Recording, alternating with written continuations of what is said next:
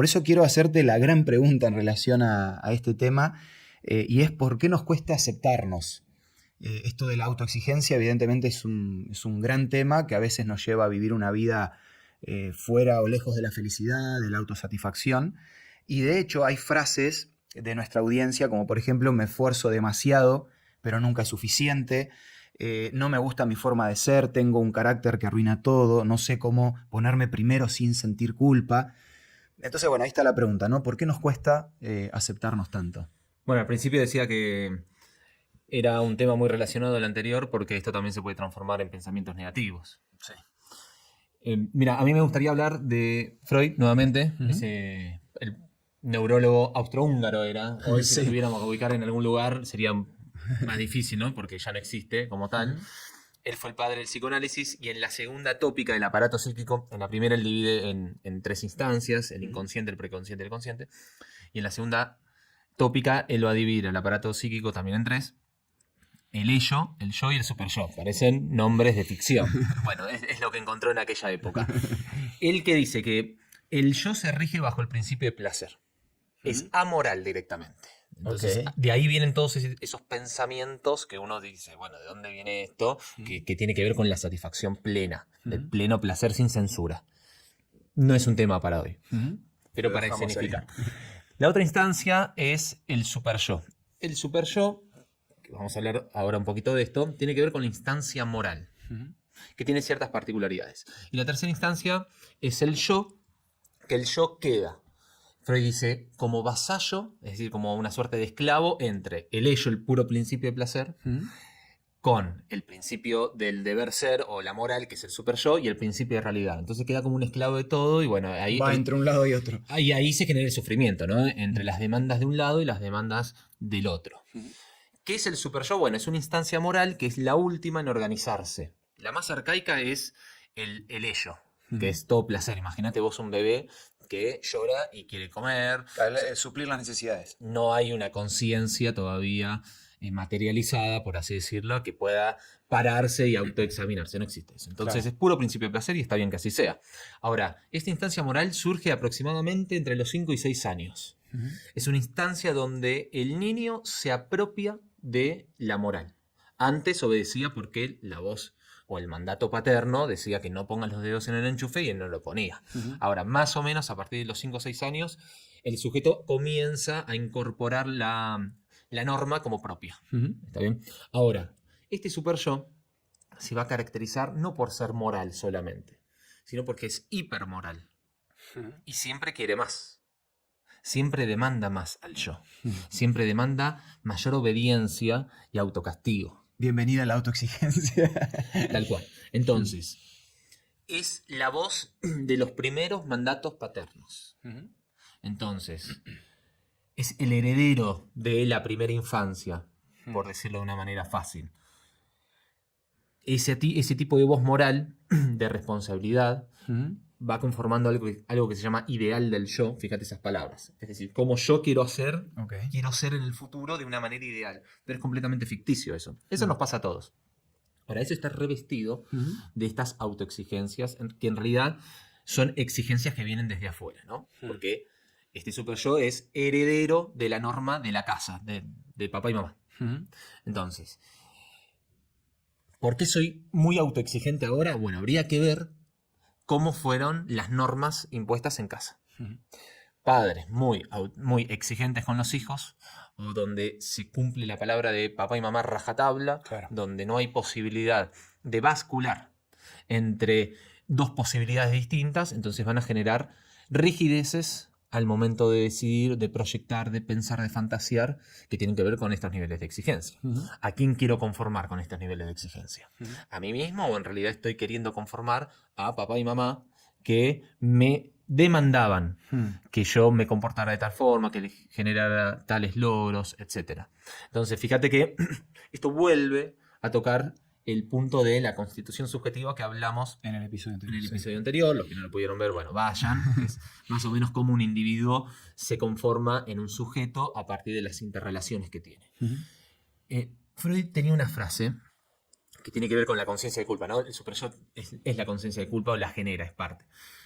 él escribió un texto que se llama Los que fracasan cuando triunfan. Fíjate qué frase tan interesante.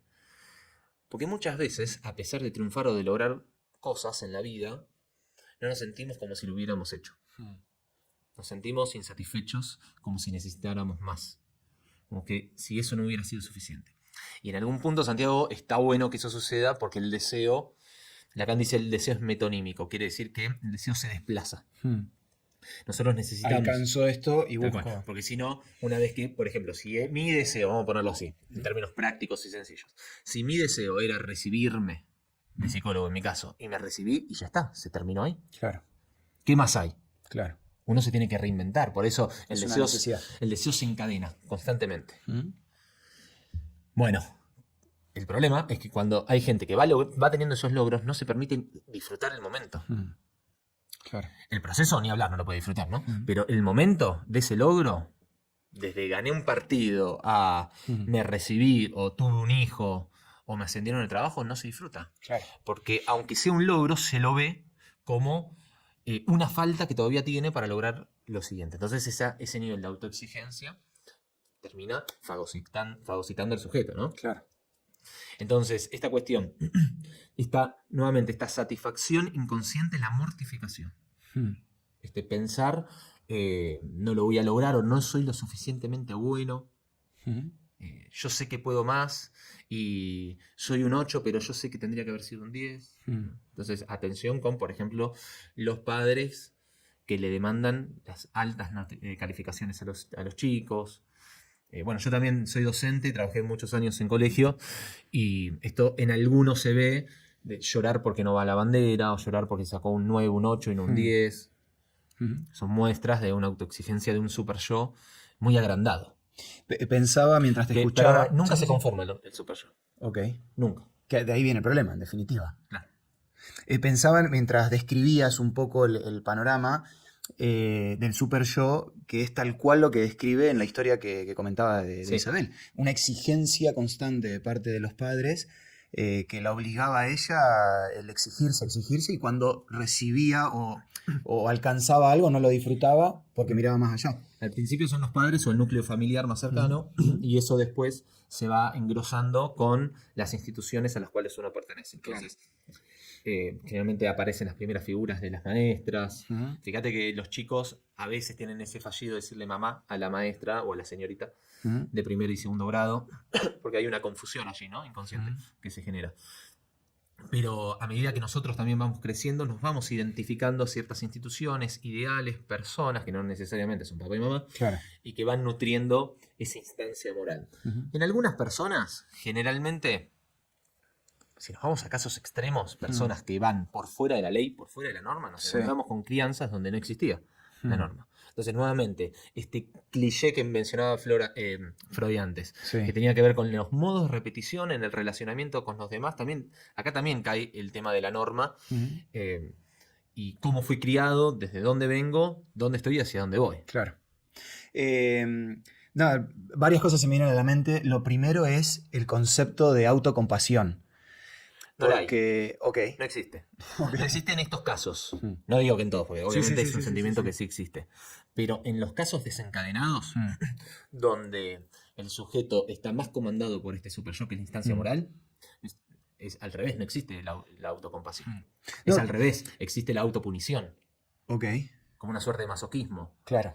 No, y justamente lo pensaba desde ese lado, porque el que es autoexigente a estos niveles que estamos describiendo ve la autocompasión como debilidad. Claro, sí, como decir, no voy a ser autocompasivo conmigo mismo porque es no llegar a mis metas, a mis logros, nunca lo voy a lograr si busco esa autocompasión. No hay lugar para fracaso.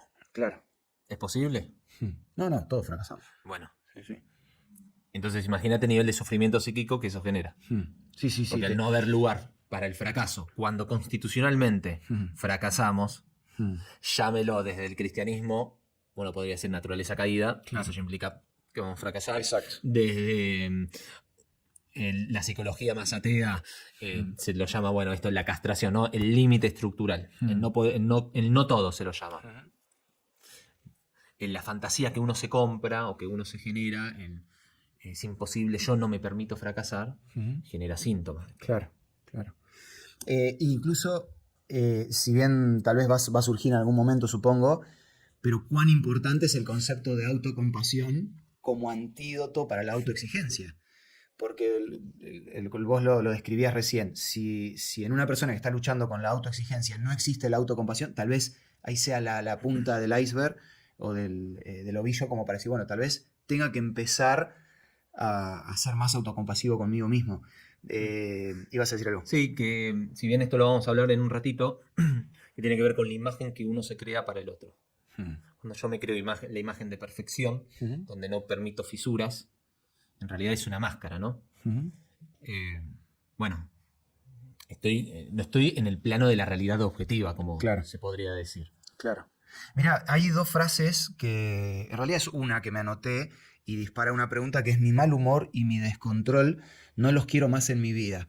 Esta persona que ya está en esa fase de decir, bueno, estoy en un proceso o en un periodo de autoexigencia, pero quiero terminar con esto. Y tomando incluso lo que hablábamos en el episodio anterior, ¿qué está revelando esto en la realidad de ese diálogo interno dentro de la autoexigencia?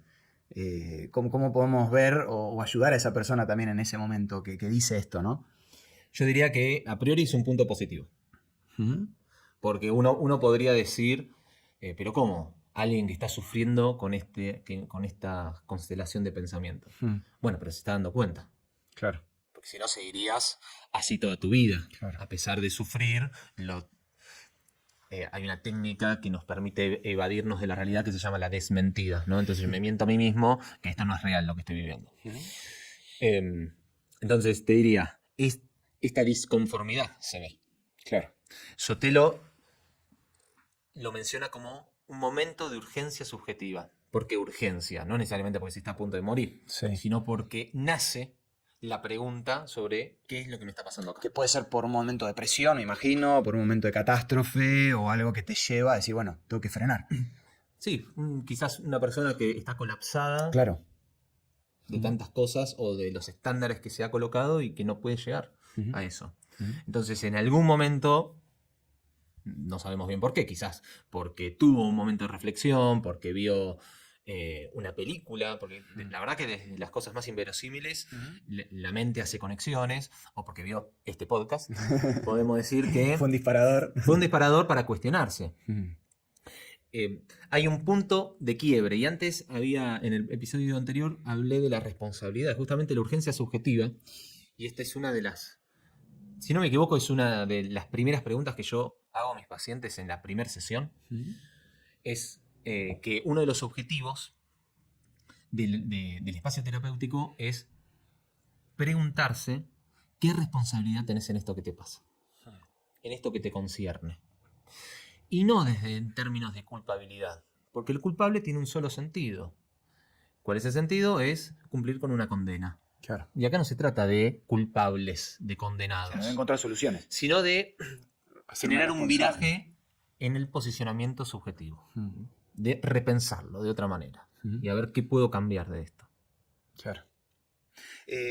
Leo, no sé si te corté, ibas a cerrar con el concepto. No, iba a decir algo más.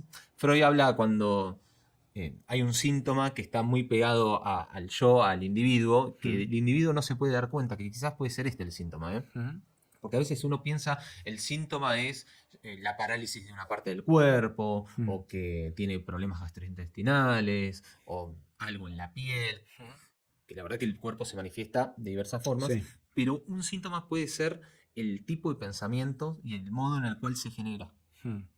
¿Se entiende? El síntoma clínico puede ser el modo en el cual pensás. Claro. Que te está deteniendo. Bueno, por fuera estás bien. Por eso hablamos de la importancia del pensamiento como un generador de la identidad. Porque somos seres holísticos nosotros. A veces hablamos de, bueno, ¿cómo estás en tu vida social y en tu vida, no sé, de pareja, y en tu vida laboral y espiritual? Pero en realidad eso lo hacemos para poder abordarlo de manera teórica. Ahora, en la vida práctica eso está todo entrelazado. Entonces Freud decía, cuando el síntoma pasa a ser de ego sintónico, sintónico viene, ego es de yo, ¿no? De yo. Y sintónico de sintonía, están en sintonía. Cuando pasa de ser ego sintónico a ego distónico, es decir, separado, tomando una distancia de yo, bueno, ese es el primer paso para empezar el análisis. Claro. Si vos querés un cambio, empecé a identificar aquello que te hace ruido, ¿no? Bueno, por eso la frase que yo leía, que es mi mal humor y mi descontrol no los quiero en mi vida, es el primer paso, como decías vos, para comenzar el cambio. Sí, sí. En buena hora, el volver a hacernos las preguntas, el replantearme, el hacer el autoexamen que vos mencionabas. Sí. Yo me anoté como parte de una pregunta que creo que es clave desde el lado de la teología, es ¿quién soy para Dios? Porque para mí también es importante desde dónde me defino. Creo que el que constantemente se está autoexigiendo, y eso lo lleva a sufrir, se termina definiendo de aquellas cosas que no logra. O tal vez de las que logra, pero como bien vos decías, enseguida pongo el foco en otro punto más distante y me empiezo a castigar a mí mismo. Pero ¿por qué no preguntarnos también quién soy para Dios? Porque puedo yo describirme con mis propias palabras o decir, bueno, yo me autoexijo porque considero que soy así. Pero cuando yo me pregunto quién soy para Dios, tal vez creo que ahí también es parte de la solución en este proceso de las preguntas, para decir, tal vez Dios no está esperando que yo sea, que de hecho no, que yo sea una persona perfecta. Vos lo mencionabas, la entrada del pecado. Es decir, sí, ¿quién más que Dios sabe cuál es nuestra realidad? Hay un texto... Mientras te lo buscas, sí, esto sí, filosóficamente es muy interesante, porque Ujú. perfecto deriva de la palabra sin movimiento. Ujú. Y el único que estrictamente es perfecto es Dios. Claro, Dios no necesita de nada, claro. porque se autoabastece a sí mismo. Ujú.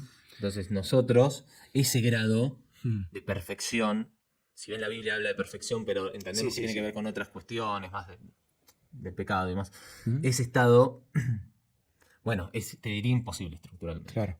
Bueno, por eso, pero aceptar esa realidad como seres humanos, incluso para alguien que hasta no cree en Dios, esto de reconocer que va a haber fracasos, que va a haber dificultades, pero cuando yo pongo el plano de Dios, que es clave, por lo menos desde mi percepción, es decir, ¿qué es ¿quién soy para Dios? Era la pregunta que me planteaba. ¿Quién soy para Dios? ¿Una persona que no comete errores o una persona que a pesar de sus errores, Dios lo sigue amando? Y hay dos textos que se me vienen a la mente y después te hago una pregunta. El primero es el del texto de Salmos 103:14, que dice, Él conoce nuestra condición, se acuerda de que somos polvo. Un poco como para bajarnos en la tierra y decir, mirá, yo entiendo cuál es tu realidad. Yo fui el que te creé, yo soy el que conoce la historia, sé el que conoce cuáles son tus verdaderos defectos y sé cuáles son tus cualidades. Entonces, si yo me defino desde mis errores y me autoexijo definiendo desde mis errores, parto ya desde la base errónea de que tal vez pienso que Dios espera algo que Dios en realidad nunca va a esperar en mí. Y ahí es donde viene el texto tan conocido de Marcos 12:31 que dice, amarás a tu prójimo como a ti mismo. Ahí entra el concepto también de autocompasión, de amor, Sí, por sí. supuesto. Pero también pensaba, mientras te escuchaba, en esto de decir, bueno, ¿por dónde arrancar la sanación para alguien que tiene estos pensamientos de autoexigencia? Bueno, decir, como lo hablábamos en el primer episodio de estos podcasts, la clave también es el amor. Pero no un amor sin fundamento, ¿no? Decir, bueno, me tengo que amar porque sí, porque eso me va a sanar. No, porque cuando yo entiendo quién soy para Dios, me empiezo a amar por lo que Dios hizo por mí. Ahí también el famoso versículo de, porque de tal manera amó Dios al mundo que dio a su Hijo. Desde ahí yo creo que nos tenemos que empezar a definir, para empezar a buscar también la solución. Ahora, el nivel interpretativo de los textos es muy importante. Ujú. Porque yo te podría decir ser perfectos como vuestro Padre es perfecto. Sí. Y a alguien así le doy de comer, ¿no? Para la autoexigencia. Claro. Porque muchas veces se puede utilizar ese tipo de texto y bueno, pero la verdad, ¿cómo puede ser Dios? Claro. Sí, lo dijiste vos, la clave es no sacarlo de contexto y el comprender la totalidad de la Biblia. Leo, ¿qué sería lo primero, ya que estamos hablando de soluciones? Ya nos dijiste esto, que es el buen paso el hecho de preguntarnos, Sí. pero ¿qué sería lo primero que deberíamos empezar a hacer o trabajar para aceptarnos? Porque ahí viene la primera pregunta, ¿por qué nos cuesta tanto aceptarnos? Sin justificar actitudes que nos hacen daño, incluso sin caer en esa autoexigencia disfrazada de superación, ¿no? En definitiva, buscar herramientas. ¿Cuáles serían? Yo creo que lo primero, así como para empezar, más allá, quizás me escuchan mucho con esto de hacerse preguntas. Porque justamente no se trata de, bueno, toma, cumplí con estos 10 puntos y vas a tener la vida feliz. Exacto, sí, sí. Los libros de autoayuda de ese nivel verán que tienen en realidad pocos resultados, porque no tratan de ahondar sobre la estructura de la psiquis, digamos, o cómo se fue conformando eso, el individuo como tal. Yo diría que lo primero es, bueno, preguntarse, ¿por qué soy así? Viste que hay mucha gente que te dice, bueno, yo soy así y me tienen que aceptar como soy. Si me quieren bien y si no, sí. Que siga su camino. Bueno, eso psicológicamente y teológicamente son incompatibles. Esa frase con estas dos, por lo menos estas dos vertientes. Porque Dios también demanda que cambiemos y espera que lo hagamos para que estemos mejor. Y psicológicamente, bueno, si la psicología no creería en los cambios, no existiría la psicología. Seríamos unos farsantes. Pero más allá de eso, Piera Olanier, que era una psiquiatra italiana, ella hablaba mucho de la rehistorización. Esto es, tomate el tiempo de ver hacia el pasado, de comprender de dónde venís, cómo fuiste tratado, cómo pensabas antes, cómo actuabas antes. Incluso rehistorizar lo que viviste, lo que te pasó, y darle un nuevo sentido, desde la actualidad, darle ese sentido. Claro. Para no entrar en la máquina de decir, bueno, ¿cómo querés que no sea súper exigente? Si mis padres hicieron esto conmigo, o si tuve un profesor que... O si al lugar a donde iba me hicieron esto. Bueno, ¿cómo podés verlo de otra forma desde el presente, con el tiempo que pasó, y con las herramientas que podemos llegar a tener para modificar eso? Eso sería, te diría, por lo menos al inicio de esta charla, lo primero que haría. Muy bueno. La palabra que usaste es rehistorizar. Rehistorizar, es volver a darle un sentido. También la escuché con resignificar, que me imagino que es el mismo concepto, que es tal cual. Es decir, bueno, pasé por esta situación y le doy un nuevo significado. Ya ahora con el diario del lunes, podríamos usar la expresión para sacarle provecho a esa situación. Esto siempre teniendo en cuenta, Santiago, que hay una frase muy conocida ahí por redes sociales, que nosotros somos lo que han hecho otros en nuestro pasado. ¿Cómo repetí de vuelta? Nosotros somos lo que otros han hecho en nuestro pasado. Nos han hecho en nuestro pasado. Tiene un grado de verdad muy importante, pero yo no diría que sería determinante al 100%, porque si no, no te deja... margen para el cambio. Claro, margen de decisión autónoma. ¿No? Pero es verdad, en mucho somos determinados por otros, por el contexto, por la situación, etcétera, ¿no? Entonces, esto de resignificar, pero ahora, desde el valor agregado que le podés dar desde el presente, también te va a servir para soltar. Entonces, ¿con esto qué quiero decir? Bueno, el carácter que vos tenés no se hizo un día para el otro. Claro. La forma de pensar con este nivel de autoexigencia no se forjó hace 6 meses atrás. Entonces, empezar a rastrear eso y darle un nuevo sentido. Claro. Un sentido con un sentido de cambio también, ¿no? Ok. Estoy pensando muchísimas cosas, pero cuando mencionabas esto, lo último, pensaba que en definitiva es la historia de la humanidad descrita en la Biblia. Porque cada uno de los pueblos, y justo ahora en mi culto personal estoy repasando los libros de los reyes, y es increíble cómo la mayoría repetía lo que había hecho su padre, el rey anterior. En algunos se logra quebrar ese pasado, el famoso hicieron lo malo, hicieron lo bueno, pero en definitiva es el cambio que nos propone Dios. Sí, yo necesito cortar, que ahí es donde aparece Jesús en la historia, necesito cortar con este patrón y darles el camino a seguir para que ustedes cambien la realidad. Si no tengo la esperanza de que puedo cambiar, vos lo hablabas del lado de la psicología, y también mencionaba lo de la teología, entonces bueno, ya está, y sí, cerramos todo. Por eso también vuelvo a mencionar la palabra esperanza en ese proceso de decir, bueno, si Dios no se cansó en realidad de intentar con el ser humano lograr ese cambio, tampoco se va a cansar con nosotros, y lo intenta todos los días, ¿no?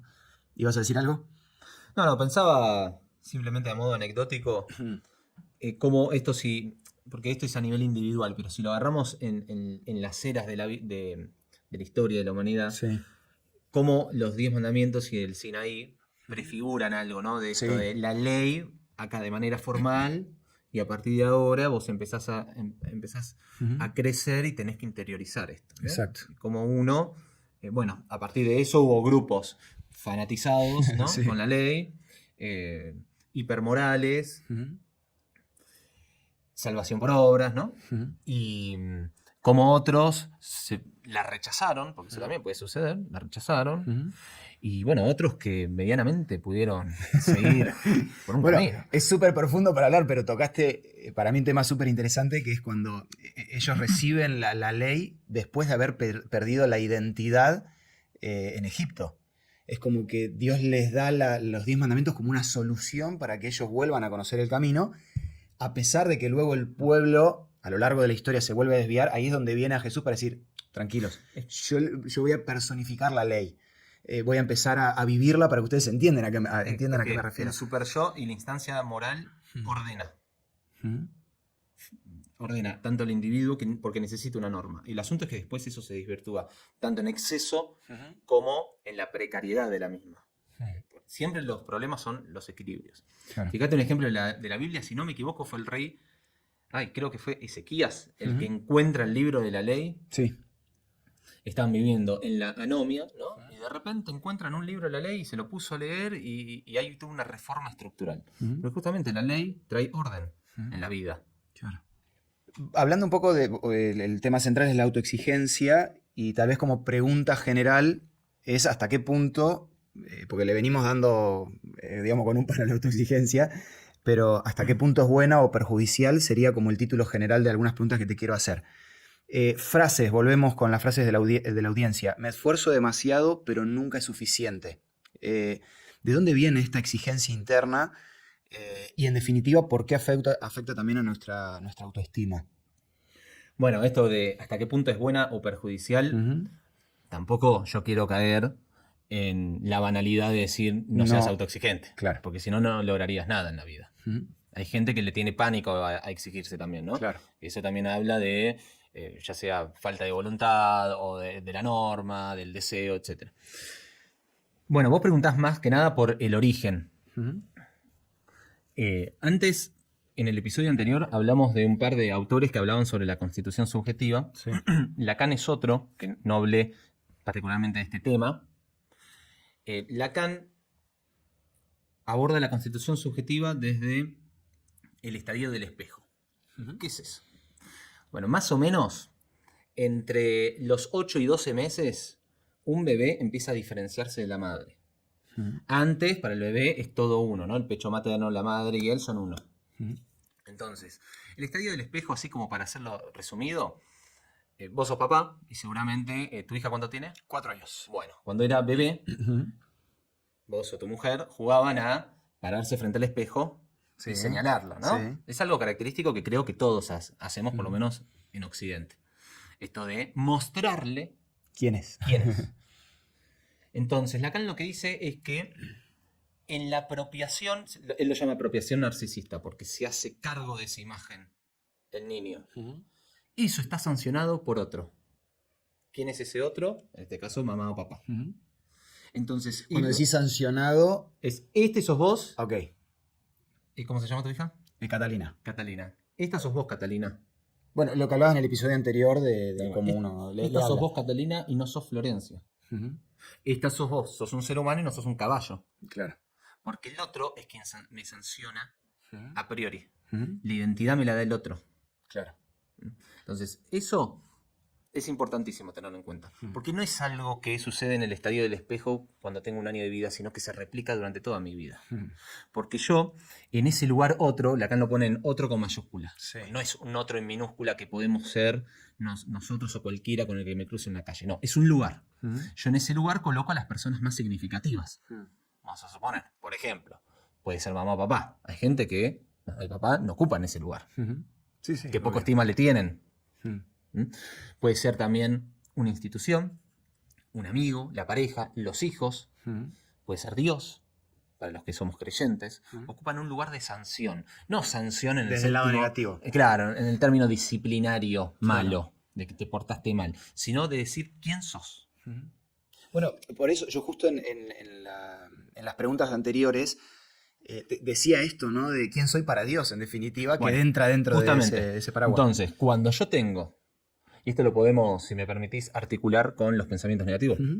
Si vos tenés a un otro con mayúsculas, que desde chiquito te dicen que no fuiste deseado, que no sos querido, que no servís, Sí. que no sos lindo, ¿qué tipo de pensamientos vas a creer? Es totalmente eso, sí. Porque si en ese lugar, al principio tenés sí o sí a esas personas de los primeros cuidados. Claro. No podés tener a otros, porque no sos consciente. Esto se opera a todo nivel inconsciente, sin saberlo. Se genera. Cuando vos tenés, y yéndonos más al tema de hoy, desde ese lugar, gente que te aplasta con la norma moral, tenés que hacer esto y si no haces esto, podés ser rechazado de mi familia. Si no sos esto, no está bien hecho, porque hay una sola forma de hacerlo, etc. Entonces, esa voz hipermoral queda ahí en ese lugar, ¿no? Y me sanciona constantemente. Vos tenés que hacer esto, te portaste mal, entonces ese sentimiento de culpa se va agrandando. No, ahí entra la parte de la pregunta que te decía, cómo afecta la autoestima. Bueno, desde ahí. Tarde o temprano termina... Tal cual. Por eso uno de los movimientos subjetivos, por lo menos para el creyente, es empezar a ubicar a Dios en ese lugar. Claro. Porque Dios me dice, tú eres mi hijo muy amado, desde antes de la fundación del mundo yo te he Te visto. Fíjate eso qué interesante, ¿no? Como para otro tema, pero ¿desde cuándo existo para Dios? ¿Desde el momento que fui concebido? Claro. Desde la eternidad existo para Dios, en términos del pensamiento. Sí. No, y lo mismo pensaba, cuán sanador es tener ese pensamiento y creer en ese pensamiento. Y creo que ahí está la clave cuando yo hablaba de la historia reflejada en la Biblia. Es un Dios todo el tiempo mostrándome quién soy para Él. ¿Qué es lo que Él está dispuesto a hacer por mí? Ahí hablaba del sacrificio de Jesús. Cuando yo tengo ese diálogo interno desde la perspectiva de quién soy para Dios, en lo personal es como que siento ese abrazo de amor, esa ternura que solo Dios te puede dar a esos niveles, donde incluso, ya que hablábamos de la autoestima, me empiezo a aceptar no solo desde mis aspectos positivos, sino que entiendo que tengo virtudes, que tengo defectos, y me acepto de esa manera porque Dios me acepta así también. Sí. O sea, qué sanador es tener ese pilar que hablábamos en otro episodio. Como estrategia de eso le sumaría es, bueno, agrego a Dios. Sí. Le doy ese estatus otro, ¿no? Con mayúscula. Sí. Pero ¿qué hago con las otras voces que están en ese Claro. mismo lugar? Y que me tiran abajo. Entonces, uno de los movimientos es, empiezo a hacer ciertas transacciones e intercambios. De, te dejo de escuchar a vos, porque me metiste en la cabeza, dicho así burdamente, me metiste en la cabeza que yo soy esto, pero yo no soy esto. Claro. Porque si yo soy muy valioso para Dios, por ejemplo, o me doy cuenta fortuitamente que soy bueno en algo, che, No es cierto no es cierto lo que me estabas diciendo. Entonces ahí comienza un cambio de posicionamiento que es muy difícil. Es muy difícil, pero es saludable. Es uno de los caminos que implican sanación, el hecho de poder desatender esas voces y ubicar otras que me hagan bien. Por eso el relacionarse con ciertas personas. No, pienso en un caso donde en una familia, un adolescente, una adolescente que los padres son muy autoexigentes, todo el tiempo están teniendo un diálogo negativo, intrusivo para con la familia en general. Si salir de ahí, de esa realidad, me termino creyendo lo que me dicen y es por eso un poco también lo que motiva este podcast. Y vuelvo a lo mismo, a la base, y me encantó como vos lo describías, es decir, reemplazo una voz por la otra. Esa voz, Santiago, puede ser la misma persona, ojo. Porque, por ejemplo, en adolescentes o en niños, se trabaja mucho con los padres. Si bien el paciente, por así decirlo, puede ser el niño o el adolescente, también hay padres. Claro. Entonces, a veces, si es que viene por ahí el tema, uno tiene que hablar con papá y mamá y decirle que le empiecen a hablar de otra forma. Entonces, ese otro que antes era hostil, tiene que también transformarse y capaz que no es solamente, no es el hecho de cambiar a esa persona por otra, sino que esa otra trabajar persona... en esa persona. Claro, muy bueno. Pero en el peor de los casos, si mi entorno no cambia, tengo ese salvavidas, que en realidad no es un salvavidas, es como la base de todo, de escuchar la voz de Dios. Sí, y de rodearse de gente que sea positiva para con uno. Exacto. Excelente. Pero bueno, ahí también hay un movimiento donde uno tiene que dejar de escuchar durante años, imagínate. Escuchaba, vamos a suponer, al líder religioso que me decía tal cosa, ¿no? Y de repente me doy cuenta que es de otra forma y viene otra persona que me lo explica así y bueno, hay que cambiar eso también, ¿no? Bueno, mismo la concepción de Dios. ¿De acuerdo? Porque yo puedo percibir a Dios como un Dios que... Dios es el que me pide o me Un Dios tirano. autoexige. Exacto. Y cuando veo el Dios de la Biblia me plantea totalmente un Dios diferente. De hecho, yo siempre me planteo dos preguntas. La primera que mencionaba era ¿quién soy para Dios? Un poco esto de la identidad que ya lo desarrollamos. Y la segunda pregunta para mí clave para hacerse es ¿qué quiere Dios de mí? Porque también esa pregunta es clave para tener en cuenta cómo va a ser mi autoexigencia. Porque yo por ahí, y lo mencionaba antes, ¿no? Espero que Dios, o creo que Dios espera de mí la perfección. Pero vayamos a ejemplos prácticos. Un Dios llamando a Moisés. Sí, Moisés, necesito que seas el libertador del pueblo. Claro, si uno se queda solamente con ese discurso, sí, claro, la reacción de Moisés era lo natural. No, Señor, te equivocaste, no me llames a mí. A veces nos quedamos como el punto final del llamado de Dios. Lo llama un Elías y lo vemos un Elías batallando con todos los profetas de Baal. Lo vemos al mismo Jesús yendo finalmente hasta la cruz. Pero ¿cuál fue el primer paso? ¿Qué es lo que pretende o qué es lo que Dios quiere de mí?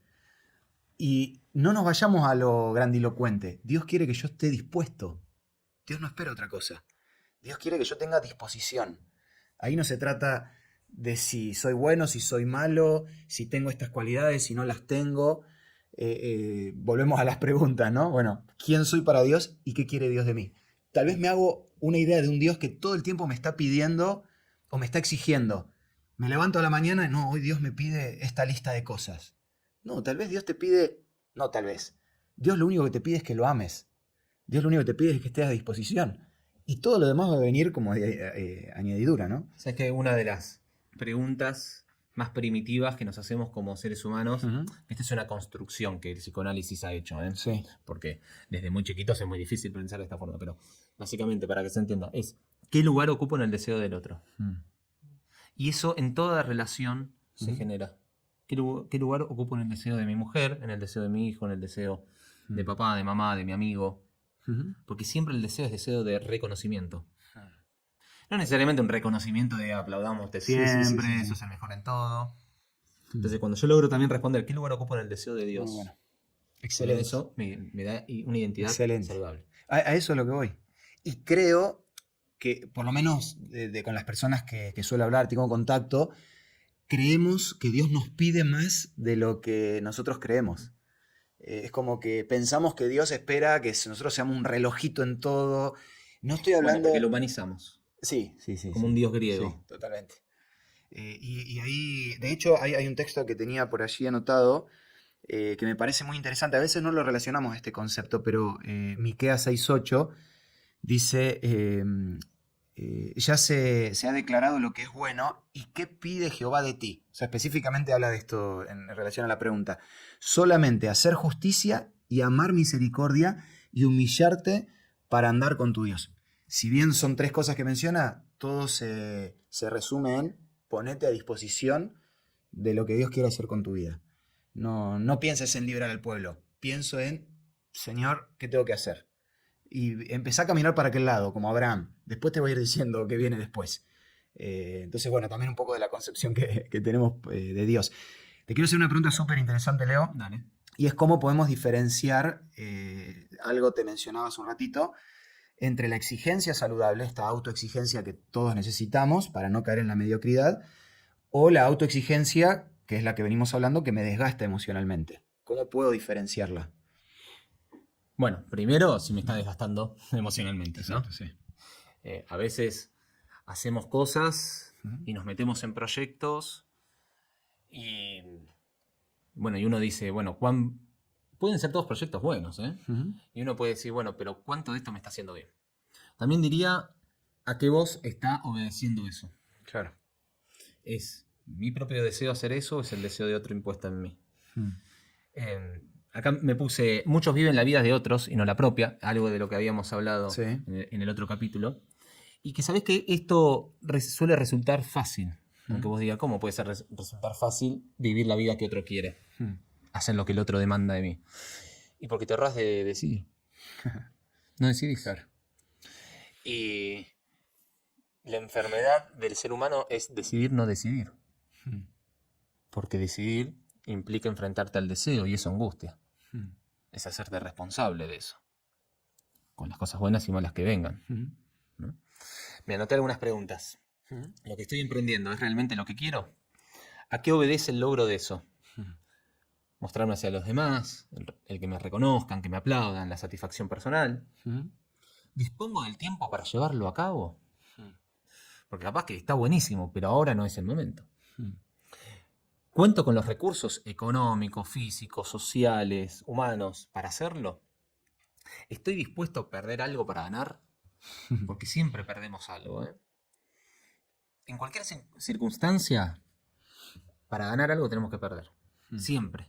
Siempre. Incluso para pasar de una etapa de la vida a la otra. Para pasar de la niñez a la adolescencia y tenés que dejar de jugar con los autitos y los muñecos o las muñecas.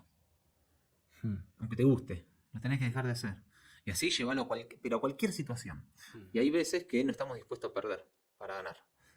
Lacan tiene una frase que dice: no se puede tener la vida y la bolsa a la vez. Como refiriéndose, no puedes tenerlo todo. En algún momento tenés que renunciar a algo. Sé cuándo desistir, bajarme del barco, antes de que me pase algo a nivel de salud física. A nivel salud. ¿Soy capaz de poner en práctica aquello que Salomón decía, de que hay un tiempo para todo? Bueno, algunas preguntas prácticas, ¿no? Para replantearse cuando empiezan estos niveles de exigencia, cuando me sumerjo en un montón de actividades. Muy bueno. La verdad que muchas preguntas para hacernos. Venimos en los 2 episodios y sumamos. Pero bueno, yo tal vez sumar de mi parte, junto con mi esposa nos gusta mucho la escritora, es doctora Christiane Neff, que habla justamente acerca de la autocompasión. Y lo quiero mencionar como una herramienta, una solución a esto de trabajar un poco con la autoexigencia. Y ella dice que muchas personas confunden la autoexigencia, la autocompasión, lo decían las preguntas anteriores, con debilidad o falta de ambición, cuando en realidad ella dice que es todo lo contrario. Dice: tratarse con amabilidad en medio del error nos fortalece. Que es el proceso de sanación, es hacerme estas preguntas que estamos diciendo. La autocompasión, dice Christine Neff, no nos hace menos responsables, sino más resilientes. También me gustó en relación a lo que vos decías. A veces termino haciendo lo que otro dice por una cuestión de no hacerme responsable. Y puedo creer que la autocompasión me lleva al mismo camino, pero no. La autocompasión tiene que ver con un proceso de sanación para decir, bueno, esta es mi realidad o esto es lo que está pasando, ¿cómo voy a salir adelante? Volvemos al texto de amarnos así como Dios nos ama, y de esa manera vamos a poder amar a nuestro prójimo dentro de ese concepto de autocompasión. Leo, antes de ir a las últimas preguntas, sumado a varias cosas de las que ya dijiste, ¿qué prácticas simples podemos implementar para acotar esa presión que a veces trae a nuestra mente la autoexigencia? Bueno, te diría, a priori, empezar a vivir tu vida. Es difícil esto, porque en realidad nosotros también estamos conformados por el relacionamiento con los demás, o sea, somos intersubjetivados. O sea, estamos interrelacionados, estamos atravesados por lo que nosotros han hecho con nosotros, por lo que nos dicen, y como así el otro está subjetivado por lo que yo le digo y yo hago con él. O sea, no es que yo soy la víctima de todo, claro. Tampoco es eso. Bueno, esto de que hablábamos de responsabilizarse.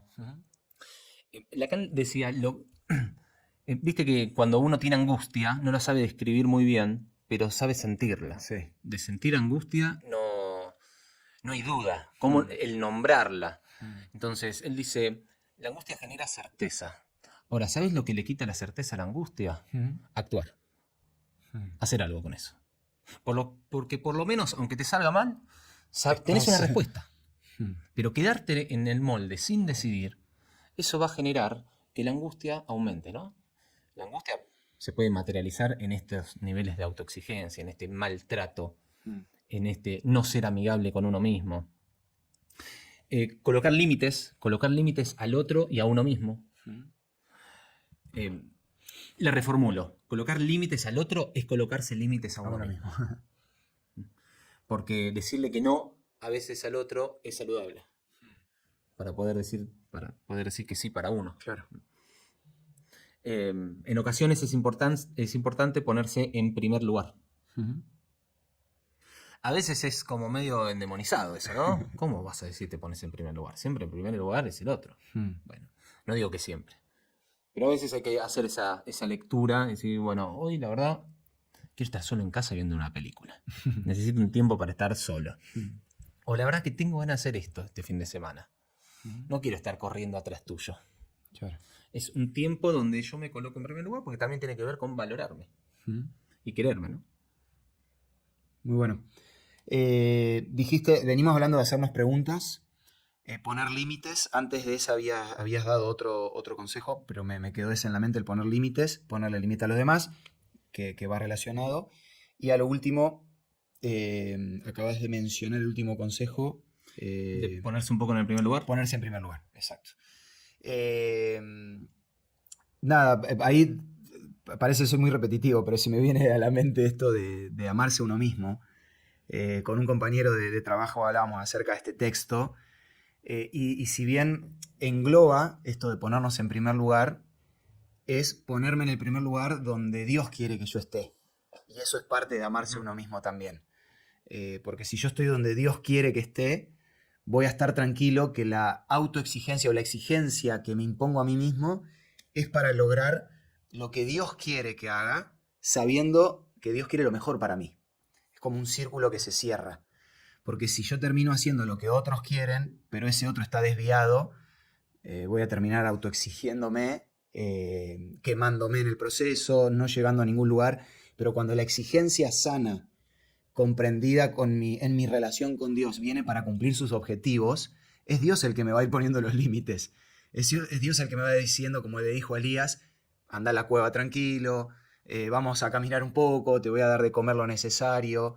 Es increíble cómo cuando uno entra en sintonía con esa relación con Dios, Dios mismo me va poniendo esos límites dentro de la exigencia para cumplir sus propósitos, ¿no? A veces uno puede decir, bueno, me pongo en primer lugar, a partir de ahora que escuché esto me voy a poner siempre en primer lugar. Entonces hace todo para y por él. Bueno, tampoco es la idea, ¿no? Claro, claro. Leo, otra pregunta que también vienen de comentarios de la audiencia y de paso traigo a la memoria el caso de Isabel. Esto de que sienten que hablarse bien a uno mismo es bajarse la vara, venimos hablando incluso de eso. ¿Por qué nos cuesta tanto hablarnos con amabilidad? Y cómo podemos empezar a hacerlo sin caer en el egoísmo, en el egocentrismo.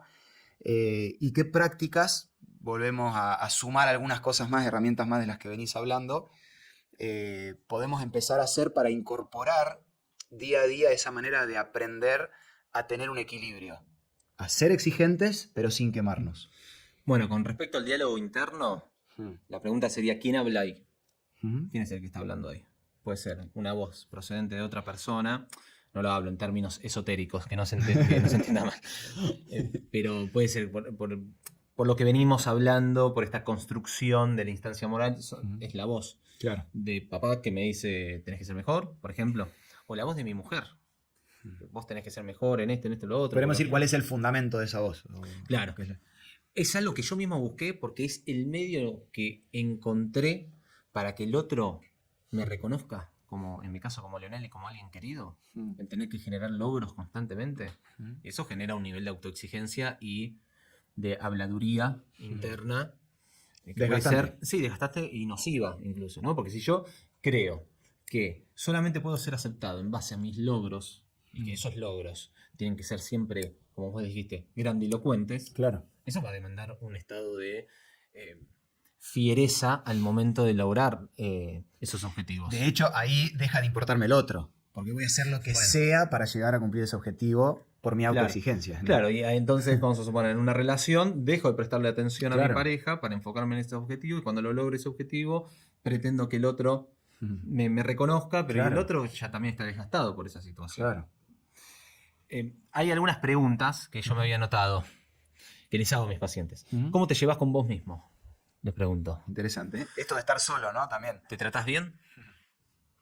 ¿Te hablas amablemente? ¿Te motivás? ¿Te felicitas? ¿Disfrutás de estar a solas con vos? Sin la necesidad de hacer ruido para no escucharte. ¿No? Y en esto que vos decías, sin caer en el egocentrismo. Sí. decías, sin caer sí, en el egoísmo. Justamente el egocentrismo es una posición narcisista.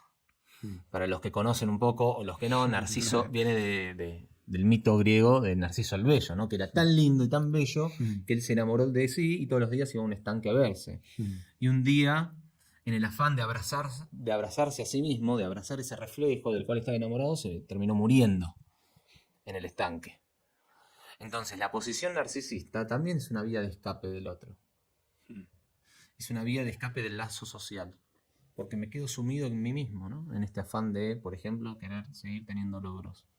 Termina siendo una vía de escape. Claro. Porque no puedo generar vínculo con el otro. Cuando hablabas de quién es el que me está hablando, como una de las herramientas, de las preguntas para hacernos, se me vino a la mente enseguida Juan, el discípulo de Jesús, que me parece un ejemplo hermoso, poético, para tomar como ejemplo también, que deja algunas vislumbres en el libro escrito por él, en el Evangelio escrito por él, el Evangelio de Juan, que él no se menciona a sí mismo con nombre, sino que se menciona como el discípulo amado. Y volvemos a lo que veníamos hablando en el episodio anterior, pero ahora en relación a la autoexigencia, tomando estas preguntas que yo decía, ¿no? ¿Quién soy para Dios? ¿Qué quiere Dios de mí? Qué lindo sería que cada uno de nosotros podamos describirnos o podamos tener ese autodiálogo, diálogo interno, diciéndonos o describiéndonos como el discípulo amado. Yo soy Santiago, pero soy el discípulo amado. Bueno, fíjate que Santiago, y uniendo los dos temas, Santiago, de ser el hijo del trueno, identificado en ese objeto, ¿no? El hijo del trueno. Ese significante. Hijo del trueno. Ahora, él logra generar un viraje subjetivo, un cambio, y se identifica a el hijo amado. Exacto. O el discípulo amado. Entonces, ahí hay un cambio de posicionamiento que puedo hacer. Sí. Juan. Bueno, y que es digno, ¿no? De la psicología y del tratamiento. Cuando se logra hacer eso, bueno, te aplaudo. Pudiste salir de ahí, de ese ostracismo, de pensamiento negativo o de la autoexigencia. De hecho, creo que el propósito de estos episodios y del podcast es un puntapié. Esto conlleva proceso, este viraje que lo vemos en el ejemplo de Juan y que esperamos que todos lo puedan experimentar si es que están padeciendo de esto. Pero el no quedarse los brazos cruzados, vos hablabas de la acción. ¿Qué sería no quedarme con los brazos cruzados? Bueno, primero, desde mi parte como pastor, como teólogo, es acércate a Dios. Empecé a escuchar cómo Él te describe, cuál es esa voz que Él te propone que escuches. Buscá profesionales que te ayuden a hacerte psicólogos, psicólogas que te ayuden a hacerte las preguntas correctas, que te ayuden a diferenciar esas voces de las que estuvimos hablando. Y por otro lado, empezar a disfrutar esos espacios también que vos proponías con uno mismo, empezar a ver el mundo de manera equilibrada. Pero vuelvo al ejemplo de Juan, me parece que en ese proceso con el que Juan tuvo que pasar junto con Jesús, no fue un día para otro, justamente ahí entra la palabra proceso. Y cómo Dios con paciencia fue transformando a ese Juan hijo del trueno en el hijo amado, y cómo después Juan logró transmitir ese amor que sintió por medio de Jesús con las personas que lo rodeaban, porque terminó siendo parte de esa iglesia primitiva que Jesús dejó en sus manos, ¿no? Pienso en mí mismo, decir, bueno, en estas preguntas que vos hacías, Santi, ¿cómo es tu diálogo interno? Me describo desde la autoexigencia como el hijo amado, que Dios tiene paciencia, que Dios perdona, que Dios conoce con sus defectos, o me describo como ese que necesita hacer más cosas para sentir la validación de los demás, la validación de Dios, la validación de la sociedad, que por ahí pretende que tenga 8 títulos o que termine esto, que haga aquello. Cuando pongo el contraste de lo que Dios quiere de mí con lo que el mundo espera de mí, si yo voy por este camino, a mí déjame ser el discípulo amado de un Dios que me recibe con paciencia, me atiende, conoce cuáles son mis mambos, pero tampoco no quedarme de brazos cruzados. Por eso menciono la importancia del profesional, de las personas que me rodean, todas cosas que vos has mencionado. Leo, mucho por hablar, pero como cada episodio tratamos de que el profesional que nos acompaña pueda hacer un cierre de lo que vos crees que es necesario que todos puedan retener ahí en su memoria, y además de eso un desafío para que los que nos están acompañando puedan hacer en sus hogares? Bueno, diría que en primer lugar, empezar a escucharse a uno mismo, empezar a discernir de dónde viene esto, empezar a cuestionarse a ciertas personas, lugares, instituciones que me dicen que soy esto y tratar de pensar de otra forma, obviamente si esto tiene que ver con cuestiones negativas, ¿no? Claro. Empezar a valorarme, empezar a ubicar en ese otro lugar a gente que me haga bien, que me construyan como sujeto, como ser humano, como hijo de Dios. Y tratar de hablar. De no quedarse solo con los pensamientos. Expresarlo. Hay personas, o sea, siempre la vía regia es la palabra. Hay personas que encuentran otros medios, como el arte, ¿no? Pintar, dibujar, escribir, cantar, u otro tipo de actividades. Pero la vida también está para disfrutarla, ¿no? Y es parte del plan de Dios que nosotros disfrutemos de la vida. Y si nos la pasamos en un nivel de autoexigencia, con tal de lograr eso que nunca va a llegar, porque cuando llega tiene que venir otra cosa, ¿no? Entonces es la historia sin fin. Se nos pasa la vida sin disfrutarla. Entonces, digo, como gran desafío, bueno, tenemos un tiempo de reflexión que nos impulse a disfrutar de la vida, hacernos preguntas para disfrutar. Muy bueno, muy bueno. Leo, mil gracias nuevamente por acompañarnos. Súper interesante hablar con vos, mucho de psicología, filosofía, de nuestra parte tratando de aportar de la teología también. Pero bueno, gracias nuevamente por acompañarnos. La verdad que un placer. Quiero dejar un versículo, si me permitís, Leo, como pensamiento final y nos despedimos. Es un versículo que seguramente lo habrán escuchado alguna vez, pero se me vino a la memoria y de hecho lo tenía por acá anotado, por esto que acabas de decir al final. Esperen que ya lo encuentro. Si no, lo dejamos para otro episodio. No sé, acá está. Mateo 11:28. Era más fácil decirlo de memoria. Venid a mí todos los que están trabajados y cargados, y yo los haré descansar. Tomarse el tiempo, hacerse las preguntas, empezar a disfrutar del descanso que Dios nos puede dar, es parte de ese desafío y esa solución también que podemos encontrar.